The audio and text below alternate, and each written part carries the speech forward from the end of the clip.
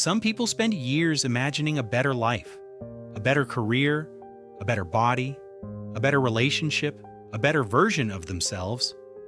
And strangely enough, they enjoy imagining it. The future business, the future body, the future confidence, the future life. They think the fantasy is pushing them forward. But what if it's doing the opposite? What if the dream isn't the destination? What if the dream is the escape? The fantasy feels like progress. Imagining success feels surprisingly similar to pursuing it.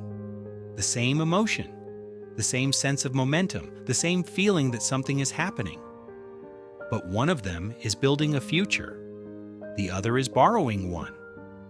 And your brain can't always tell the difference. That's the trap. Why fantasy feels so good? Your brain loves unfinished futures, because unfinished futures contain no failure. In your imagination, you never quit, you never struggle, you never discover your limits. The future version of you is always disciplined, always capable, always confident. And that's exactly why he feels so good. He hasn't met reality yet. The addiction to potential. This is where the trap deepens. Potential is one of the few things that gets more impressive the less you test it. The entrepreneur who never starts, the writer who never writes, the athlete who never trains. Their potential remains perfect because reality hasn't had a chance to touch it.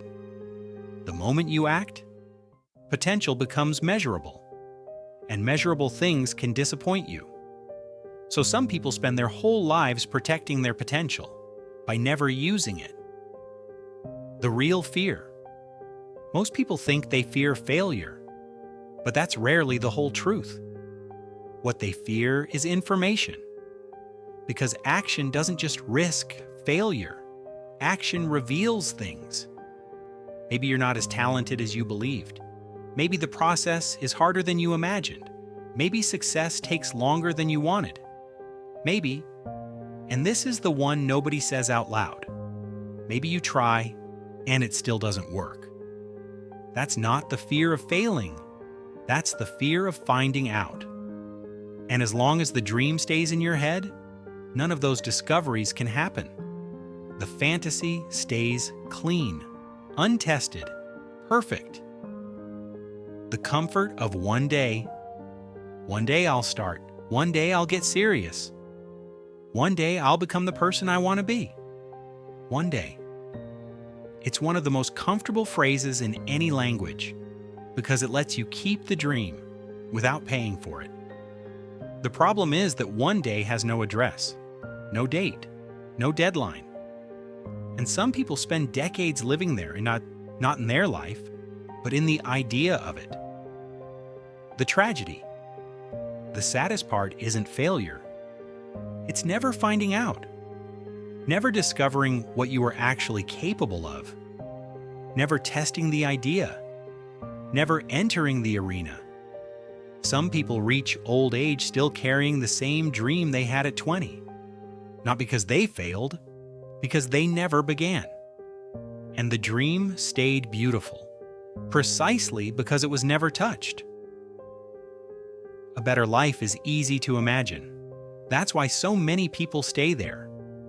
In imagination, everything is possible. In reality, everything is uncertain.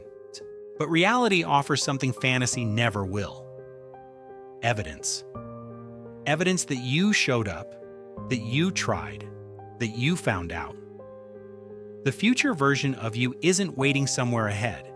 He's not going to arrive one day and save you. He is built.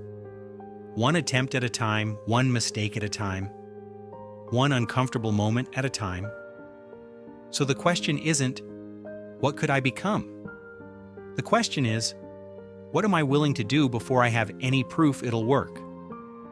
Because potential is beautiful, but it has never built anything.